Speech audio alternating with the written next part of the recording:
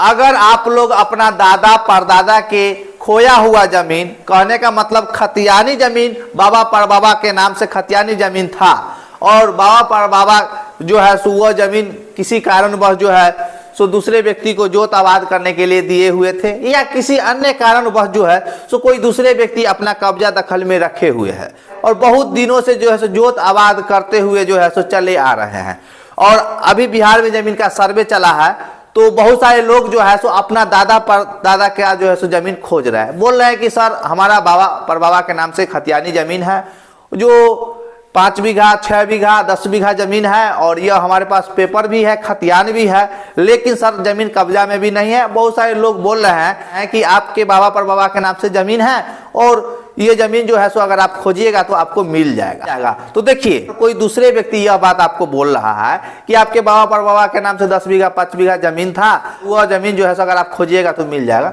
तो देखिए कहने के लिए बहुत सारे लोग बहुत बात बोलते रहते हैं, इसके लिए जो है सो किसी को रोक नहीं सकते हैं, लेकिन अगर वास्तव में अगर आपके दादा परदादा के नाम से खतियानी जमीन है, खतियान आपके पास उपलब्ध है और उसमें खाता खेसरा चौहद्दी रकबा सब लिखा हुआ है, तो हो सकता है कि आपके पूर्वज वह प्रॉपर्टी जो है सो बेच दिए होंगे या किसी कारणवश जो है सो किसी दूसरे व्यक्ति को जोत आबाद करने के लिए दिए हुए होंगे, और नहीं तो कोई कारणवश जो है सो जमीन को सेल उल कर दिए होंगे। कहने का मतलब है जो बिक्री जो है सो कर दिए होंगे। फिर भी अगर आप लोग चाहते हैं कि हमारा बाबा परबाबा के नाम से कितना जमीन है, बचा हुआ है कि बिक गया है, तो ये सब जानकारी आपको जो है सो अब आसानी से उपलब्ध हो जाएगा।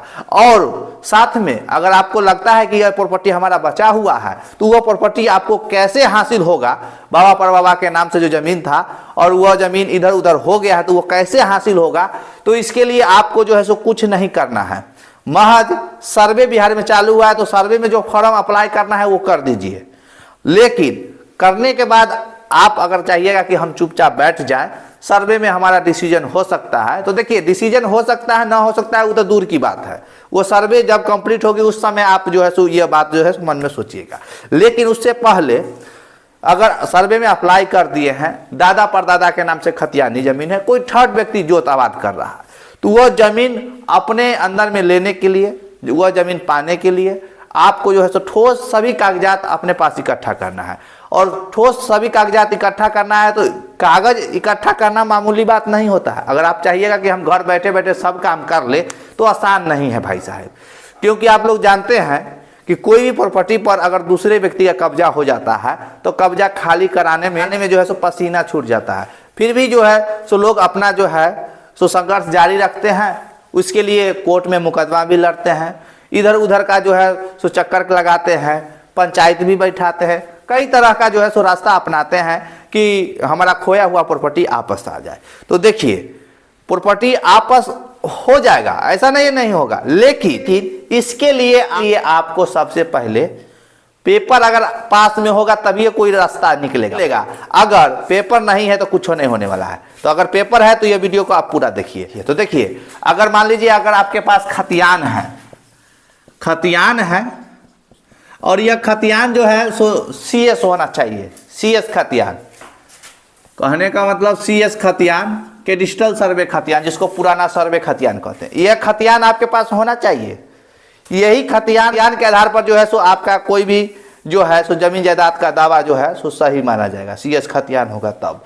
तो देखिए अगर CS खतियान अगर आपके पास है तो उसमें टोटल रकबा देख लीजिए कितना है। मान लीजिए अगर CS खतियान में अगर आपके पास 5 बीघा का खतियान है, 5 बीघा का खतियान है, 5 बीघा का खतियान है, तो वह 5 बीघा का खतियान अगर आपके पास है तो उस खतियान के आधार पर सबसे पहले आप करेंट रसीद जो है सो कटवाइए, लगान रसीद कटवाइए। लगान रसीद अपडेट होना चाहिए, लगान रसीद अपडेट होना चाहिए। लगान रसीद कटाना है, हम लिख रहे हैं लगान रसीद कटाना है। आप कहिएगा कि सर हमारे घर में लगान रसीदार नहीं है, कैसे होगा? तो खतियानी रैयत का जो है सो लगान रसीद ऑलरेडी जो है सो जमा बंदी नंबर जो होता है वह खतियान के सिलसिलेवार नंबर होता है, अगर CS खतियानी रैयत अगर होंगे तब। और नहीं तो हो सकता है बीच में जमाबंदी ट्रांसफर हुआ होगा तो जमाबंदी पंजी में जाकर अपना सर्च करवा लीजिए, ऑटोमेटिक वहाँ मिल जाएगा, और वहाँ मिल जाएगा तो आपका काम जो है सो और आसान हो जाएगा। तो ये लगान रसीद कटवा लीजिए। जब आप लगान रसीद कटवा लेते हैं और लगान रसीद कट जाता है, तब तो समझिए जो आपका काम जो है सो पूरा बन जाएगा।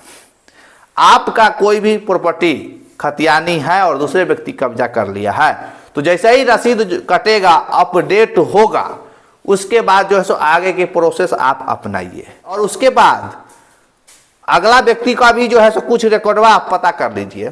जो अगला व्यक्ति जो जमीन कब्जा दखल में जो है सो रखे हुए है आपका, तो वह किस आधार पर रखे हुए हैं। अगर लगान रसीद कट रहा है, जो जमीन का रसीद आप कटाए हैं वह जमीन का रसीद अगर अगले व्यक्ति का भी नाम पर कट रहा है, तो उसके लिए आपको क्या करना है। आप कहिएगा कि दो व्यक्ति के नाम से सर एक ही प्लॉट का दो रसीद कैसे कटेगा, दो व्यक्ति का अलग अलग नाम से। तो देखिए, ऑनलाइन जाइएगा तो बहुत त्रुटि मिलता है, त्रुटि रहता है, बहुत ज़्यादा त्रुटि है ऑनलाइन जमाबंदी में। ऑफलाइन में भी त्रुटि था और अभी भी है ही, ऐसा नहीं है जो सुधार हो गया है, त्रुटि आपको मिलवे करेगा। तो त्रुटि है, तो अगर आप खतियानी रैयत हैं तो अगला का जमाबंदी जो है सो निरस्तीकरण के लिए जो है सो एक आवेदन कर दीजिए। एडीएम कार्यालय में आपको आवेदन करना है, और वहाँ से जो है सो अगला व्यक्ति का जमाबंदी जो है सो निरस्त करने के लिए अगर आप आवेदन करते हैं, तो अगला व्यक्ति अपना साक्ष्य दिखाएगा, और साक्ष्य उपलब्ध नहीं होने के कारण अगला व्यक्ति का जमाबंदी निरस्त हो जाएगा। और जब निरस्त हो जाएगा तो रिकवरी ऑफ पोजीशन का जो है सो सीओ ही आवेदन कीजिए, ये खतियान और अपडेट लगान रसीद के साथ, और उसके बाद अगला व्यक्ति को नोटिस जाएगा, और नोटिस जाएगा तो वह जो है वहाँ प्रेजेंट होगा। तो भाई साहब, जमीन जायदाद के मामला में मुंह से कहने से कुछ भी जो है सो नहीं चलता है। अगर आप कोई भी बात अगर बोल रहे हैं तो वह कागजात के साथ बोलना पड़ेगा, तब ये जो है सो वह सही माना जाएगा। और नहीं तो अपना मन से अगर बोलिएगा कि बाबा दादा इतना दिन से रख ले है, ये रख ले है, वो रख ले है, बहुत तरह की बात जो है समाज में लोग बोलते हैं, तो वह सब नहीं चलता है।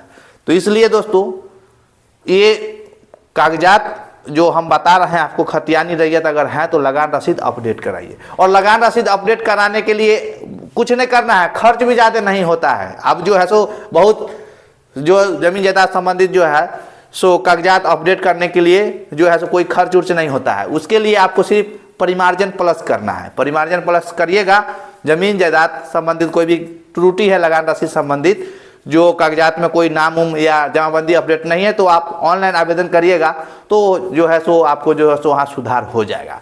और इसके लिए आपको दौड़ भरा चक्कर भी नहीं लगाना है, कहीं भी बैठिए, ऑनलाइन प्रक्रिया से जो है सारा प्रोसेस कंप्लीट कर लीजिए। उसके बाद जो है, उसके बाद सीओ के यहाँ से आवेदन करके रिकवरी ऑफ पोजीशन की बात जो है सो बोल के वहाँ से उसका कब्जा दखल खाली करवाइए। उसके बाद दोस्तों, अगर इस तरह से अगर आपको सफलता मिल जाता है, तो आपका खोया हुआ प्रॉपर्टी बाबा दादा परबाबा के नाम से जो ज़मीन था वह जो है सो हासिल हो सकता है। अब चलिए, बहुत सारे लोग जो है सो हमसे बात करने के लिए अपॉइंटमेंट लेना चाहते हैं, तो डिस्प्ले पर नंबर चल रहा है, इस नंबर के व्हाट्सएप पे हाई लिखिए, वहाँ 50 रुपया पेमेंट करना होता है। जैसे ही आप 50 रुपया पेमेंट करेंगे, आपका अपॉइंटमेंट बुक हो जाएगा और आपका बातचीत जो है सो हमसे करा दी जाएगी। और साथ में, या अगर आप अपॉइंटमेंट ले लेते हैं, 50 रुपया जैसे ही पेमेंट करते हैं तो आपका अपॉइंटमेंट बुक हो जाएगा, तो हमारे तरफ से आपको कॉल बैक जाएगा। तो चलिए, आशा करते हैं कि बाबा परबाबा के नाम से अगर कोई प्रॉपर्टी है तो वह प्रॉपर्टी आपको कैसे हासिल करना है, यह जानकारी आपको पसंद आया होगा। और साथ में वीडियो पसंद आएगा तो वीडियो को लाइक कीजिए और चैनल को सब्सक्राइब कीजिए। तो चलिए, नेक्स्ट वीडियो में एक नया टॉपिक के साथ मिलते हैं, तब तक के लिए जय हिंद, जय भारत।